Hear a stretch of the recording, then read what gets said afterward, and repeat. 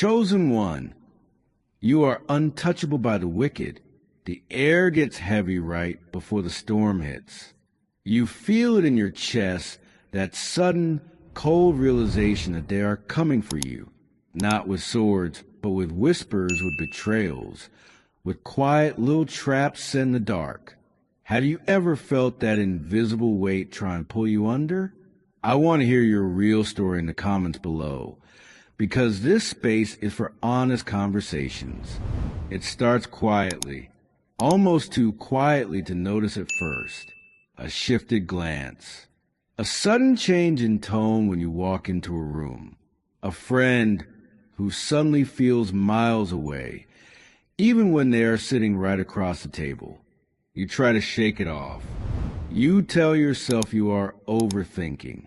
You tell yourself it is just the stress of the week, just a simple misunderstanding. But the chill does not leave the air, because you know, deep down in that quiet, ancient part of your soul, you know exactly what is happening. The weapons are being formed. They do not look like weapons, of course. Modern weapons never do. They look like smiles that do not reach the eyes. They look like casual comments designed to plant a tiny, poisonous seed of doubt in your mind. They look like exclusion, like sudden silence, like a slow, deliberate starvation of the warmth you thought you shared with the people around you. And it hurts. God, it hurts. It is a very specific kind of pain. The pain of being targeted simply because of the light you carry. You did not ask for a fight. You were just living your life, minding your own business, trying to be decent in a world that often forgets how to be. You offered kindness. You offered loyalty. You offered a listening ear. But sometimes your light is too bright for those who have chosen to live in the shadows. Your genuine nature becomes a mirror they cannot stand to look into, because when they look at you, they see everything they compromise within themselves. They see the innocence they traded away, and instead of doing the hard, quiet work to heal their own wounds, they decided it's easier to try and break the mirror, to break you, so they start gathering the stones. You feel the impact of the first one when you realize someone you completely trusted has been speaking against you behind closed doors. The betrayal hits like a physical blow to the ribs. It takes the breath right out of your lungs. You lie awake at 2 a.m, staring up at the ceiling, watching the glow of the streetlights paint long, distorted shadows across your bedroom wall. The house is entirely silent, but your mind is deafening, replaying conversations, searching frantically for where you went wrong, wondering if there was a magic combination of words you could have said to make them understand your heart, to make them stop tearing it apart. You start to shrink. That is the absolute cruelest part of the descent. You start making yourself smaller. You quiet your voice in meetings. You dim your enthusiasm. You walk on eggshells, hoping that if you just take up less space, the arrows will miss you. If you just become invisible, maybe the wicked will lose interest and move on to another target. But that is not how it works. Shrinking only gives them a larger territory to claim. The heavy, suffocating truth is that some people are entirely committed to misunderstanding you. They are committed to their false narrative of who you are, because that narrative serves their agenda. It protects their fragile ego. And living under the crushing weight of someone else's false narrative is exhausting. It drains the vibrant color right out of your days. Your morning coffee tastes like ash. The music you used to love just sounds like clattering noise. You carry this invisible anchor around your neck, dragging it to the grocery store, through your workplace, through the hallways of your own home. You look in the mirror and wonder who is looking back. The exhaustion sinks, so deep into your bones. It is not the kind of tired that a good night's sleep or a weekend getaway can fix. It is soul fatigue. It is the overwhelming weariness of standing on a battlefield you never enlisted for, wearing armor that does not fit, defending a castle that feels like it is crumbling around you. You feel incredibly, profoundly alone. Because how you explain this to someone who has not lived it? How you explain the quiet terror of knowing that people are actively rooting for your downfall, that they are laying traps in the tall grass, that they are waiting with bated breath for you to finally slip, for you to fail, for you to finally break down in public and prove them right. They want the reaction. They want the anger. They want you to lash out and become bitter. Because if you become bitter, you become just like them. And that is the real weapon. It is not the gossip. It is not the exclusion. The actual weapon formed against you is the attempt to change your heart, to curdle your kindness into dark cynicism, to turn your open hands into tightly closed fists. They want you to look at this beautiful world and see only enemies, sitting there in the quiet, isolating dark of the night, holding the shattered pieces of your trust. It is so dangerously easy to let them win. It is so easy to let the bitter cold inside, to lock the heavy doors, bore up the windows of your soul, and decide that you will never let anyone close enough to hurt you again. The descent is steep. It is completely slippery. And it is lined with the wreckage of good people who let the cruelty of the world convince them that they needed to become cruel too, just to survive. You feel yourself standing right on that edge, looking down into the dark, wondering if it is finally time to let go and fall. But then something happens, something entirely unexpected. You do not fall. You stand right on that precipice, feeling the chilling wind of their malice trying to push you over, and instead of tumbling into the dark, your feet plant themselves firmly into the earth. You breathe in. It is a shaky breath at first, a fragile intake of air that rattles in your lungs. But as you exhale, something shifts deep within the architecture of your soul. A realization rises up from the quietest part of your being, breaking to the noise, the fear, and the sheer exhaustion of it all. Let me tell you about the anvil. For centuries, blacksmiths have used the anvil to forge weapons. The anvil sits there, quiet and immovable, taking the absolute worst beatings imaginable. The heavy iron hammer comes crashing down on it, day after day, hour after hour. Sparks fly. The heat is unbearable. The noise is deafening.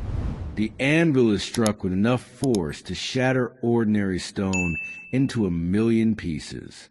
But the anvil does not break. In fact, the anvil never strikes back. It never has to. It just remains exactly what it is. And over time, after thousands of relentless, punishing blows, it is not the anvil that wears down. It is the hammer. The hammer gets chipped. The hammer loses its shape. The hammer eventually shatters against the quiet, undeniable strength of the anvil. You are the anvil. Every lie they tell about you, every plot they hatch in the dark, every attempt to humiliate you, isolate you, or break your spirit is just another strike of the hammer. They think they are destroying you. They think the heat and the pressure will melt you down into something weak and unrecognizable. They are entirely convinced that their weapons will prosper, but they severely misunderstand the material you are made of. You see, you are not made of the same fragile, ego-driven glass that they are.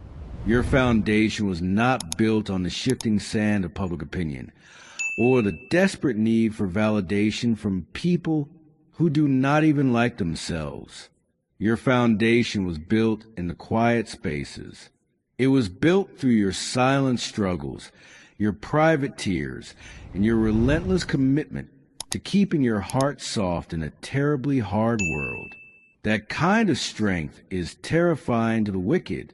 It is terrifying because it is entirely untouchable. Think about the ocean for a second. Up on the surface, a hurricane can rip the water to shreds. 50-foot waves crashing into each other. Gale-force winds tearing the sea foam apart. It looks like the end of the world. It looks like total, uncontrolled destruction. But if you dive down past the churning white water, down into the deep blue, it is completely still. The hurricane cannot reach the depths. The violence of the surface has absolutely no power over the profound, ancient quiet of the deep ocean. That deep ocean is your core. That is your spirit. That is a place inside of you that belongs solely to you and the divine presence that placed you here. The wicked can only play on the surface. They can create massive storms in your social circle. They can whip up gales of gossip at your workplace. They can make the surface of your life look like an absolute disaster zone, but they cannot reach your depths. They do not have the equipment. They do not have the lung capacity to dive that deep because they have spent their entire lives skimming the shallow, murky waters of envy and spite. No weapon formed against you will prosper because their weapons are exclusively designed for the surface. They are fighting a physical, earthly war against a soul that operates on a completely different frequency. They are throwing rocks at a star. Once you realize this, the fear begins to evaporate. The anxiety that kept you awake at 2 a.m. starts to dissolve like mist burning off in the morning sun. You stop seeing yourself as a helpless victim pinned down under a barrage of arrows, and you start seeing yourself as something entirely different, something ancient, something rooted. You begin to look at their efforts almost with a sense of profound pity. Imagine how exhausting it must be to be them. Imagine waking up every single day, completely consumed by the need to tear someone else down. Imagine having a heart so hollow, a spirit so starved of actual light, that your only source of warmth is trying to steal the spark from someone else. It is a miserable, desperate way to exist. Their obsession with you is actually a tragic confession of their own emptiness. They are not attacking you because you are weak. They are attacking you because you carry something they deeply crave but do not know how to earn. You carry authenticity. You carry peace. You carry a quiet, unwavering grace that makes their loud, chaotic malice look incredibly small. You are the chosen one in this narrative, not because you have a magical shield that stops the pain, but because the pain cannot change your nature. The fire does not burn you. It purifies you. Every time they try to bury you, they forget that you are a seed. They pack the dark dirt over your head. They pat it down with their heavy boots, and they walk away celebrating, thinking they have finally silenced you. They have absolutely no idea what happens to the seed in the dark. The dark is where the roots grow. The dark is where protective shell cracks open, and the quiet, unstoppable force of life begins to push upward. What they meant for your grave is actually the exact environment you needed to grow into something magnificent. You are drawing nutrients from the very soil they threw on you. You are taking their malice, their jealousy, their toxic energy, and your soul is quietly converting it into fuel. There's a profound silence that comes when you finally stop fighting their reality and step fully into your own. You no longer feel the burning need to explain yourself. You no longer need to gather evidence to prove your innocence to people who are entirely committed to your guilt. You just let them talk. You let them form the weapons. Let them whisper in the hallways. Let them plot in their small, sad little circles. Let them swing the heavy iron hammer as hard as they possibly can. It does not matter. It simply does not matter. Because the blade they are trying to forge against you will shatter the moment it strikes your spirit. You are untouchable not because you avoid the battle, but because the battle cannot corrupt you. You remain steady. You remain kind. You remain true. That is a shift from fear to undeniable power. You step out of the arena. You just turn your back and walk away. It is the most beautifully disorienting feeling in the world. That first moment you realize you no longer care to win a war you never started. The air feels different, lighter. The heavy metallic taste of adrenaline fades from the back of your throat, replaced by the cool, crisp breeze of absolute indifference. They will keep swinging, of course. They have to. It is all they know. You will hear the distant echoes of their hammers striking the anvil, but the sound will be so incredibly far away. It becomes background noise, just a sad, rhythmic clanking of people trapped in a prison of their own making. You are free. You walk into the quiet aftermath of the storm. The sky is the color of bruised slate, but the clouds are finally breaking.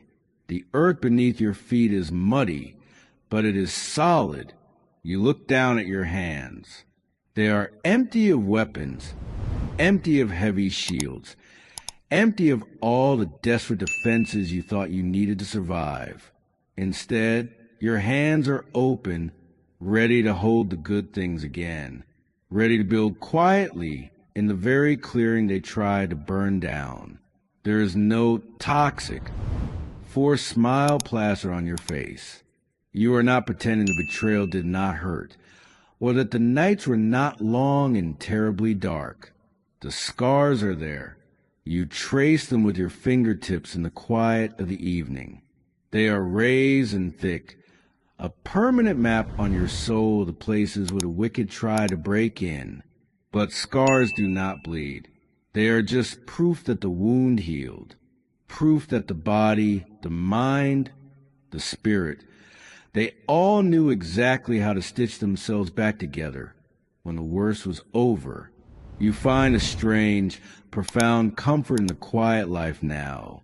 The circle of people around you gets remarkably small.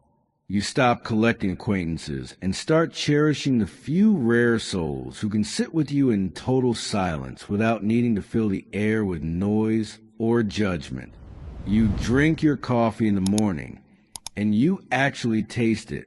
You watch the frost melt on the window pane. You notice the slow, deliberate way the morning light moves across the floorboards.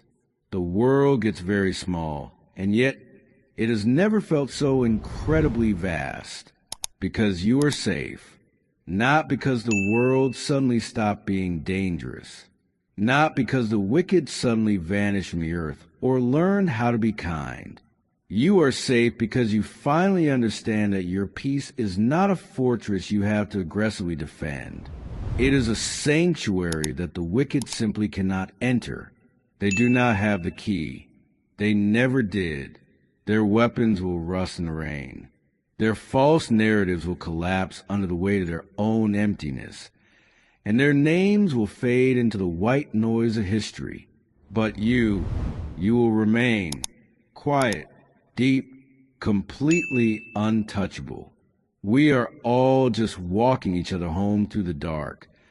Try to make sense of the heavy storms we are forced to face. Sharing these deeply personal moments of truth is how we remind ourselves that we are never truly alone in the quiet aftermath. Putting together these stories takes hours of dedication. If this video brought you peace today, you could buy me a coffee using the Ko-Fi link in the description. Your voluntary support keeps this channel alive. Thank you for listening.